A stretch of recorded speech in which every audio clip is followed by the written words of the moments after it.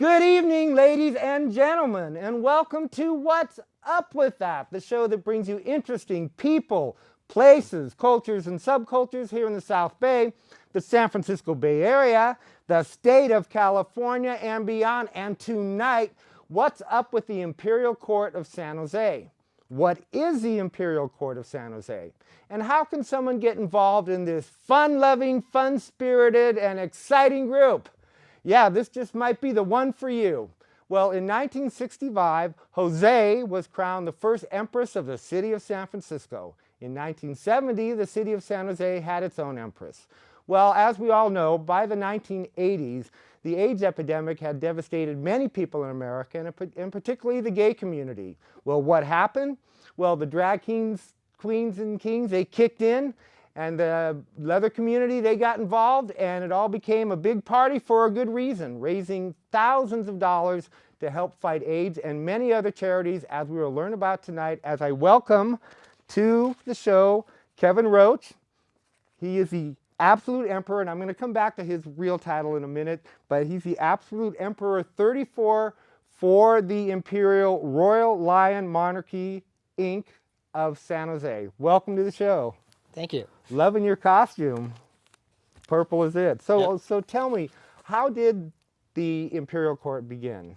Well, it started with a pageant in San Francisco in 1965. Jose Soria, who was a drag performer at the Black Cat, sang opera and assorted other things, was one of the early members of the Taverns Guild in San Francisco, won the pageant. And they were going to crown her Queen of the Ball, and she took the crown and said, "Oh no, I've been a queen all my life. I hereby crown myself Empress of San Francisco." And there was some consternation about this proclamation, and as you might imagine, but people sorted it out. There were some rules originally. Jose was not allowed to wear women's clothing when he was parading as the Empress. He could wear a wig and a small crown, but he couldn't wear a dress on the street. Now, was that like a legal issue, or was that just a...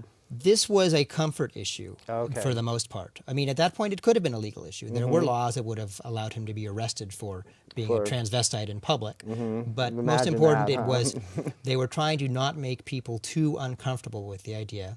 And after a while, it settled out into a set of traditions. And in 1970, a court was started here in San Jose. And there have actually been 3 successive organizations that have been the Imperial Court in San Jose. And the IRLM is the current court here. We incorporated in 1989 as a nonprofit, a 501c3 here in California. So you can donate. Exactly. So, you know, you talk about San Francisco and San Jose, and we know that San Francisco is 38 some miles away, and many people say a world away. Was it difficult here in San Jose to garner up support, and did you have any problems in setting this up? No, I mean, there are 75 chapters of the Imperial Court system around the world. So anywhere there were people who wanted to get together and look fabulous and try and do some good while they were looking fabulous, it was an excuse to have a court. And have some fun. Exactly. I mean, and there are now, it's sort of a gentleman's agreement between all the different courts, so we do a few things the same way. There are expectations. But each group is actually its own corporation. So I'm thinking now you're talking about the court. So let's set this visually for the audience. Okay, the court, there's a king and a queen, and when I went to your webpage, there's the absolute this and the this, that, and it's actually, I was kind of cracking up because it was funny. I mean, you could tell it had a sense of humor. So what exactly is the court then? Well, it starts with the monarch or monarchs, who are elected in some way or another once a year. In San Jose, anyone who lives in Santa Clara County is entitled to vote in the election. So this started with empresses. Emperors were added later on. There have been male and female emperors and empresses. As there should be. That's only fair. So you start with the monarchs, the emperor and or empress, and then they name the rest of their court. So that's where it gets fun then, huh? Yeah, it is a great deal of fun. This is a camp organization. I mean, we do some serious work. We do like to dress up and look fabulous, but we also do an awful lot of just fun and silly things. So there are a few titles that you always have. You always have an Imperial Crown Prince and an Imperial Crown Princess, because they're the people who step up when a monarch can't be there. All right. If you're out of town, they can stand in for you, that sort of thing. And then there are assorted crown titles, and those 8 or so crown titles are the core of your working group, because your job is to raise money for charity. That's what you do.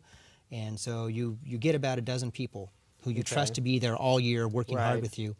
And then you may have 10, 20, 30, 40 more people that you give titles in the course of the year, and those can be really fun. Yeah. Like some of the titles that you may have given would be... I had a whole series of crown countesses, which we created because we had 6 people who were entirely new to the system who wanted to be able to wear tiaras, and our rule is you have to have crown in your title to wear a tiara. Okay. So I got permission for the year to have this special title, and they were the Rainbow Crown Countesses. Okay. But I couldn't just do red, orange, yellow. No. We had vermilion and saffron. No, purple was heliotrope. Yeah. Well, purple's a royal color. So yes. So, and the further down in the order they were, the less restrictions there are in the name that you can do. So they get very silly. You know, we had a title for the person who picked up the mail. What was it called? I don't remember, but it was pretty insane. Yeah. You know, I had a master of the hunt and a keeper of His Majesty's stables. Now, I neither hunt nor own horses, but... Well, I was cracking up because it was very funny. It was and creative. It's got to be creative, you know. It's got to have some kind of wit to it. That's what we do, you know. So, okay, so an event. So if I was to come to an event, having never come to an event, what would I expect to see? Most of our events are shows. So we put on entertainment. You will have drag performers. You may have singers. I am a singer myself. So you may have singers. You may have a little bit of dance. You may have who knows what. And the idea is to have a good time and encourage people to chip in more money as it goes along. All the people doing this are volunteers. Nobody gets paid. And some of them, in fact, the performers will often be tipped by the audience, and many of the performers donate their tips right back into the charity pot. Well, I mean, it's amazing when you think about when a community bounds together for, you know, for the cause of, well, HIV, and a lot of different things. Yeah. How creative you can get, you know, and really, what people don't understand, and I hope the viewers understand this, that every little bit that you can do for anything that you believe in, you know, is a good thing. I mean, being involved in the community, taking an interest in things, that's good stuff, you know. And if you can have fun and look fabulous while you're doing exactly, because you know I've done community things where they're not exactly, you know, feet kicking fun, you know. It's like, okay, whatever, but you know, the more fun you make it, the more people you're going to have come in. And well, to give you an idea, we took in about $23,000 during my year. That's great. And that's $23,000 that wouldn't be there. So. Right. And about 70% of that went straight back out to charity. You know, we do have some overhead. We have a warehouse where we store props and that kind of stuff. We do have to pay for some bills, but we do really well at getting the money back out to the community. And our charter is to spend it in Santa Clara County. Well, for people who are not familiar with you, I mean, you're an awesome costumer, so you could fill up a warehouse just with your wings, okay? So a person comes, let's say they want to get involved in the group, then they come, is there like an application process, or do they show up? Not in San Jose. What we encourage people to do is first come to a show or an event. We do other things that aren't shows. We do, you know, barbecues. I did a number of wine and cheese evenings with the cooperation of a local restaurant. You're going to be having a lot of people showing up pretty soon. Well, good, because you know it's a lot of fun. It's one of the only groups that actually raises money specifically for charity, rather than doing other things and raising a little money. That is our charter, is to build community and raise money. Yeah, and build long-term friendships and really bind people together. But to join, come to an event or so you can meet some of the people, because you know if they drive you nuts on the first time you meet them, then you're not going to want to work with them for a year. Right. But it's very open, and you talk to any of the active court members who are there that evening and say you're interested in joining, and they will probably jump at the chance, because the more people you have, the less any one person has to do, which is a lot of fun. And if the year is successful, you asked about absolute. If your year is successful and the board of directors decides that you've met your goals, then you get to add the term absolute to your title after the end of your year. So that's the eternal. That's your lifetime title, unless you do something really horrible later in life. Yeah. Well, you have done, I'm sure, the costumes for many wonderful shows. One of the shows that you had mentioned earlier to me was The Emperor's New Clothes. And we're going to look at give the audience an idea of exactly what we're talking about, because some of them right now are probably, okay, well, this is kind of, okay, Sleeping Beauty kind of thing going on, whatever. Right. So we'll give them a little taste of this show, and why don't you just set it up for me? Okay. For reference, the Empress is expected to look like an Empress, expected to look female at all official events. The Emperor is expected to look male. I was the Emperor. But we have a tradition that one night we do a show called Emperor New Clothes, where everybody has to do turnabout. So all of the male title holders have to do drag, and all of the drag title holders get to come as boys. And this must be a sight to see. well, it gave me a chance to do a production number I'd always wanted to do, and I dabbled in drag 15 years ago and didn't enjoy it. I didn't enjoy trying to create a drag character. In this case, everyone was coming to see if Emperor Kevin would look okay in high heels. So I didn't have to worry about a personality, I just had to worry about performance. Did you look good in high heels? Oh yes, I had a great deal of fun doing this show. All right, we're going to look at a clip from The Emperor's New Clothes. Enjoy it. We'll be right back with What's Up With That.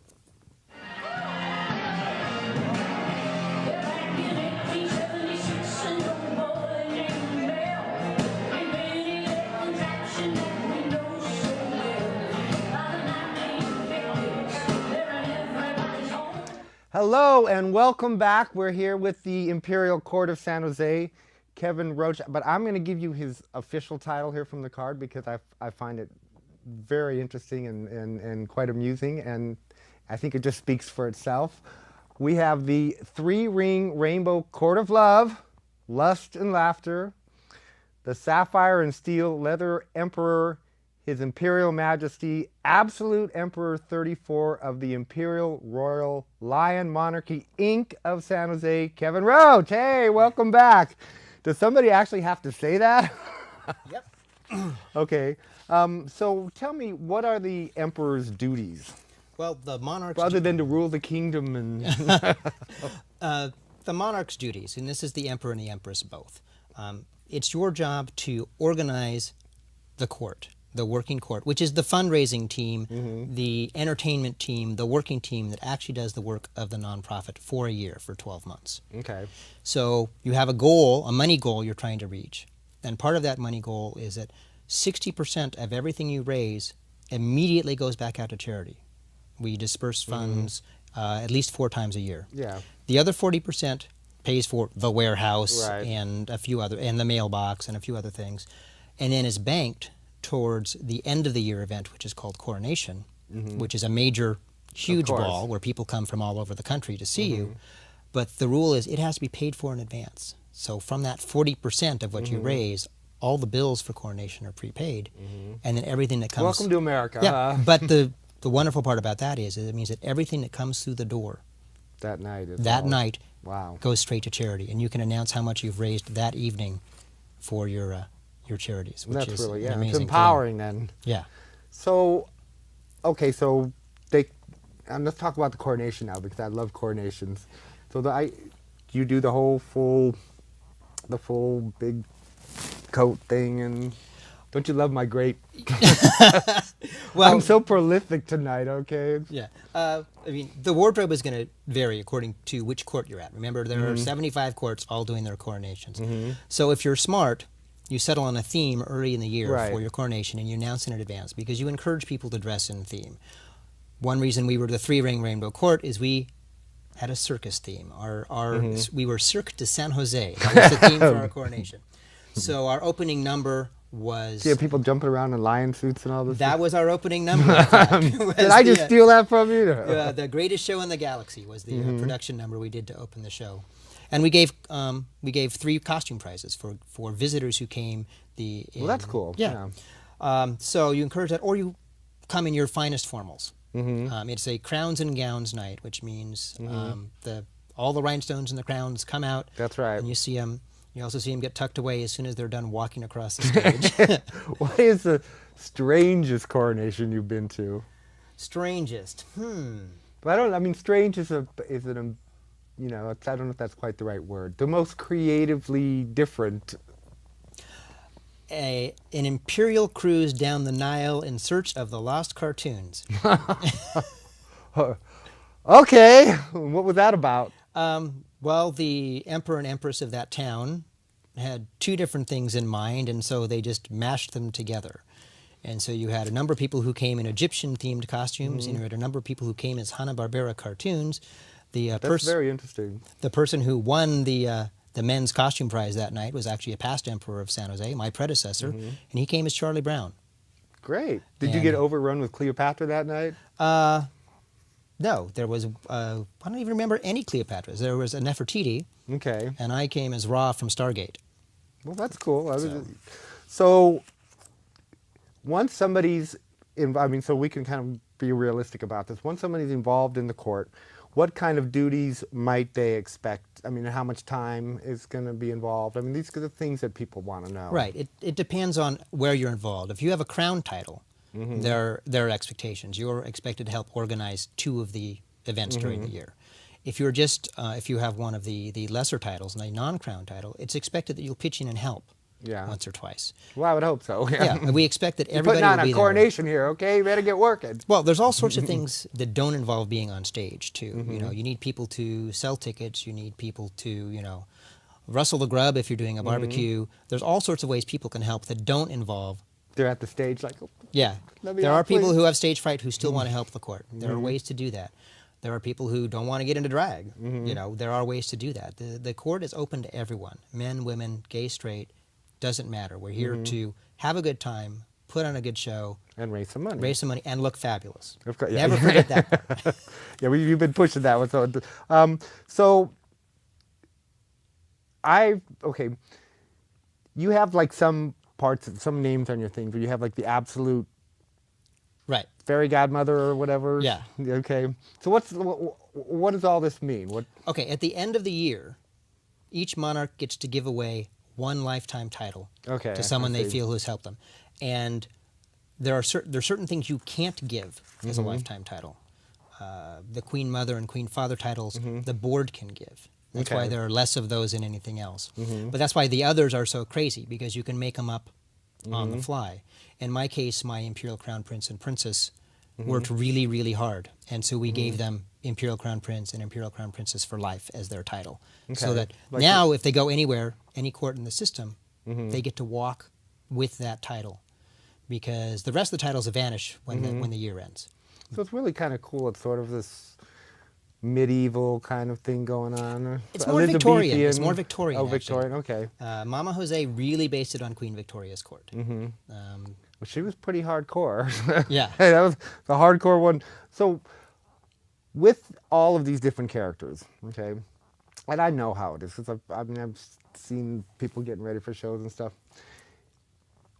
Do you have certain personas, certain personalities that evolve into something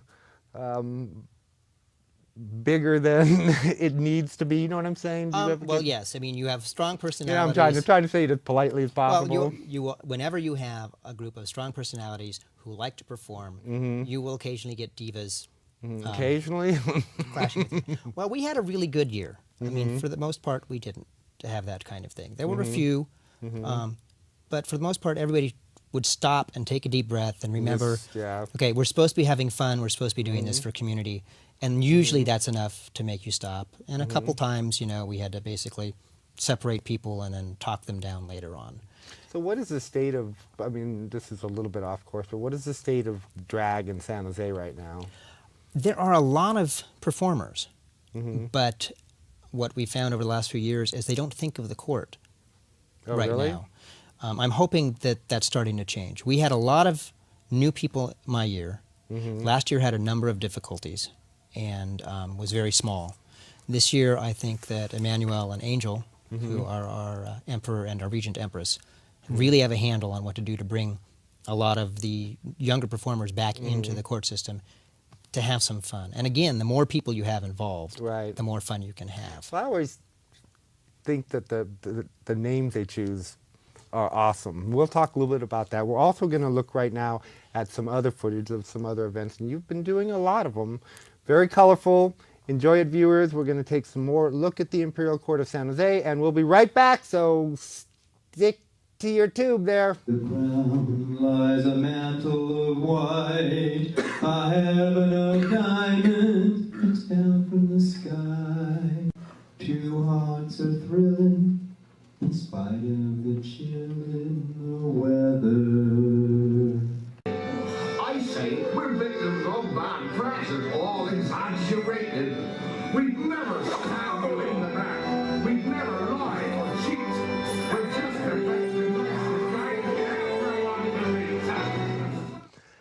Hi, we're back here with Kevin Roche talking about the Imperial Court of San Jose. And one thing I'm kind of interested in, I keep going back to this pageant thing because, first of all, I teach acting at a college and do a lot of productions.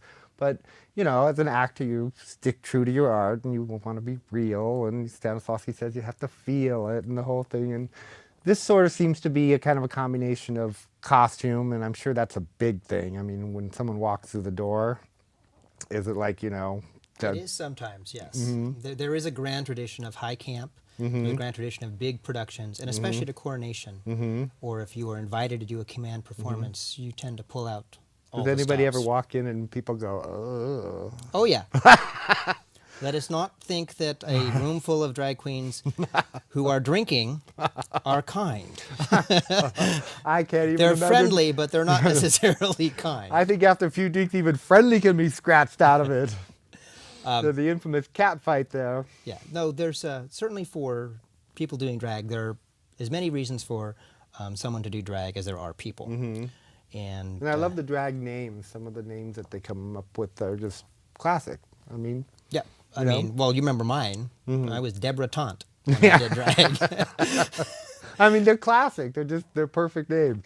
So here we have the coronation, or we have an event, and we're talking about the costumes that certainly play a big role. But there's also you're in a fantasy state at that point, to a point. Right. What's going on? I mean, and how far do you play out this fantasy? Well, the first thing we always remember is that, you know, the motto for my court is remember that the title and $2 still won't buy you a good cup of coffee. Because the title all by itself is meaningless. All the title does is open doors. You know, it opens a door at a club so you can do a show there, or it might open the door with an elected official you want to bend the ear of. But that's all it does. It's just a starting point. And except for certain levels of hierarchy in actually organizing how things run, you know, that's what the crown titles are for. They're like your lieutenants. There isn't really any rank, you know, and people who take it too seriously and believe that they really have that rank are the ones who have problems. Now, when you're doing a show, you're not Henry VIII. I'm sorry. You're not actually the emperor of anything. Yeah, really. You did not just succeed California as part of your massive holdings here. But in a show, of course, it depends what kind of performance you're doing. As I said, I'm a singer.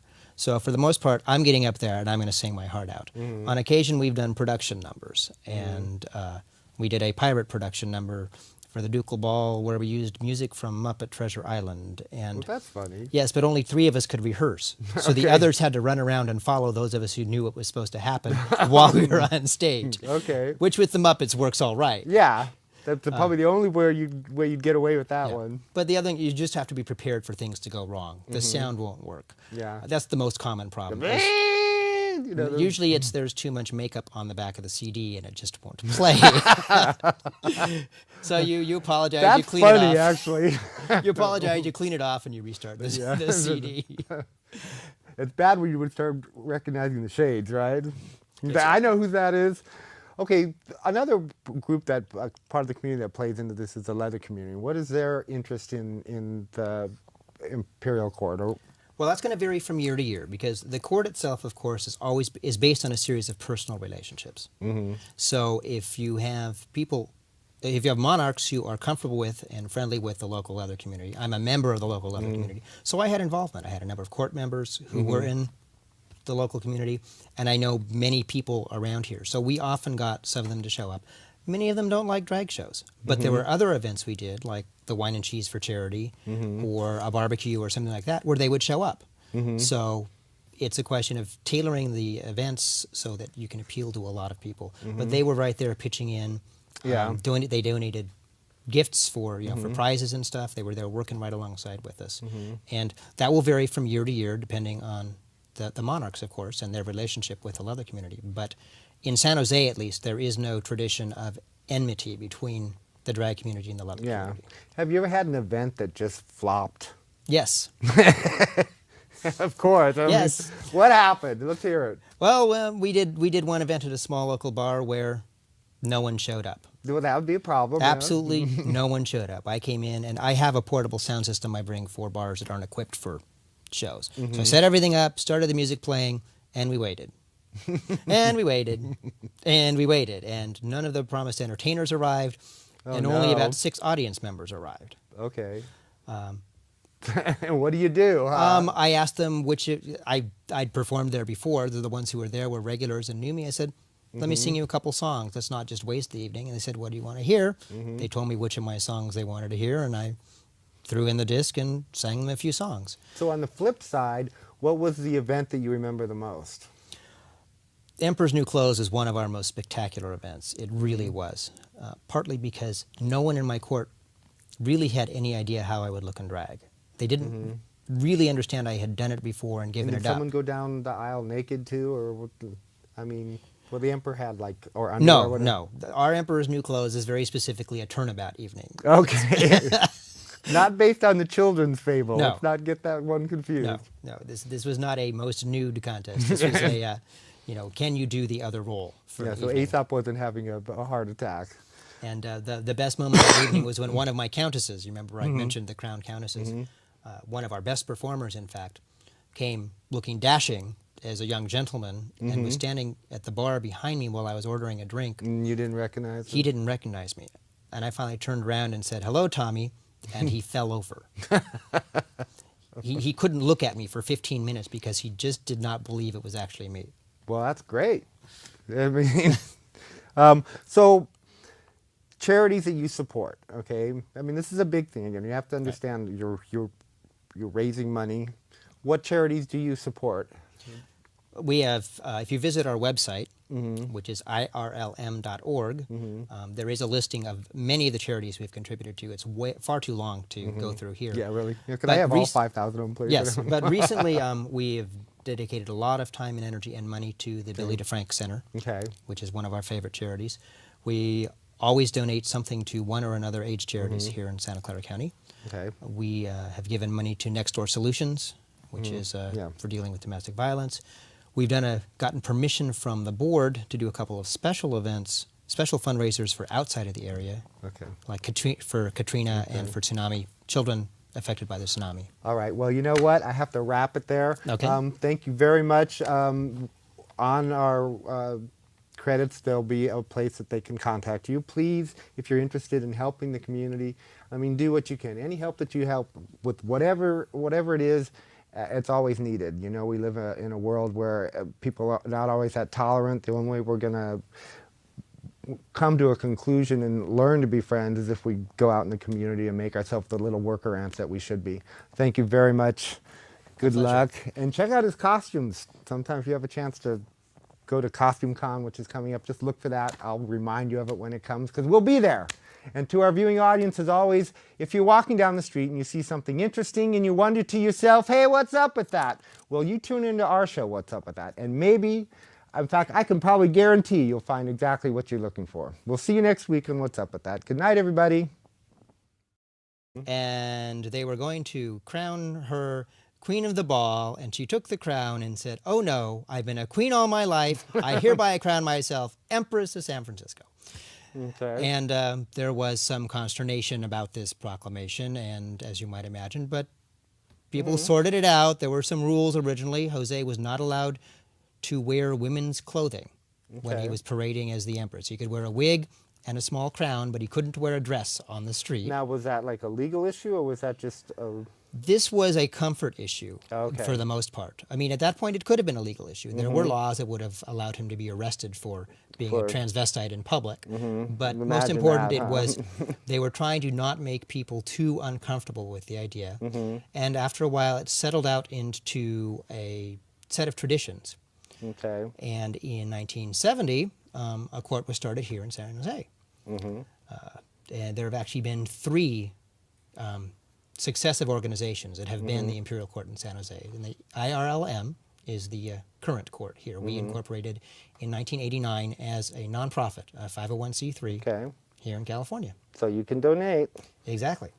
So, you know, you talk about San Francisco and San Jose, and we know that San Francisco is 38 some miles away, and many people say a world away. Was it difficult here in San Jose to garner up support, and did you have any problems in setting this up? No, I mean, there are 75 chapters of the Imperial Court system around the world. So anywhere there were people who wanted to get together and look fabulous and try and do some good while they were looking fabulous, it was an excuse to have a court. And have some fun. Exactly. I mean, and there are now, it's sort of a gentleman's agreement between all the different courts, so we do a few things the same way. There are expectations. But each group is actually its own corporation. So I'm thinking now you're talking about the court. So let's set this visually for the audience. Okay, the court, there's a king and a queen, and when I went to your webpage, there's the absolute this and the this, that, and it's actually, I was kind of cracking up because it was funny. I mean, you could tell it had a sense of humor. So what exactly is the court then? Well, it had its own empress. Well, as we all know, by the 1980s, the AIDS epidemic had devastated many people in America, and particularly the gay community. Well, what happened? Well, the drag kings, queens and kings, they kicked in, and the leather community, they got involved, and it all became a big party for a good reason, raising thousands of dollars to help fight AIDS and many other charities, as we will learn about tonight, as I welcome to the show Kevin Roche. He is the Absolute Emperor, and I'm going to come back to his real title in a minute, but he's the Absolute Emperor 34 for the Imperial Royal Lion Monarchy, Inc. of San Jose. Welcome to the show. Thank you. Loving your costume. Purple is it. So, so tell me, how did the Imperial Court begin? Well, it started with a pageant in San Francisco in 1965. Jose Soria, who was a drag performer at the Black Cat, sang opera and assorted other things, was one of the early members of the Taverns Guild in San Francisco, won the pageant.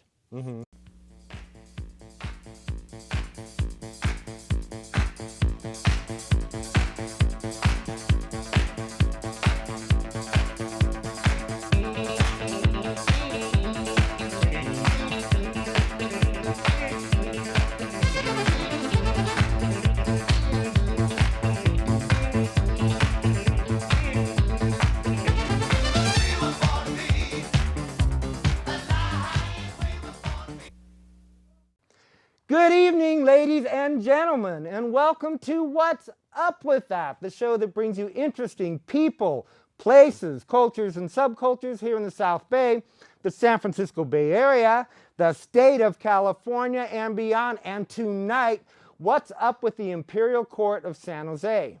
What is the Imperial Court of San Jose? And how can someone get involved in this fun-loving, fun-spirited, and exciting group? Yeah, this just might be the one for you. Well, in 1965, Jose was crowned the first empress of the city of San Francisco. In 1970, the city of San Jose had... It starts with the monarch or monarchs, who are elected in some way or another once a year. In San Jose, anyone who lives in Santa Clara County is entitled to vote in the election. So this started with empresses. Emperors were added later on.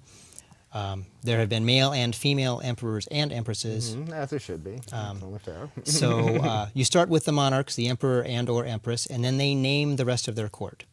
So that's where it gets fun then, huh? Yeah, it is a great deal of fun. This is a camp organization. I mean, we do some serious work. We do like to dress up and look fabulous, but we also do an awful lot of just fun and silly things. So there are a few titles that you always have. You always have an Imperial Crown Prince and an Imperial Crown Princess, because they're the people who step up when a monarch can't be there. All right. If you're out of town, they can stand in for you, that sort of thing. And then there are assorted crown titles, and those 8 or so crown titles are the core of your working group, because your job is to raise money for charity. That's what you do. And so you get about a dozen people who you trust to be there all year working hard with you. And then you may have 10, 20, 30,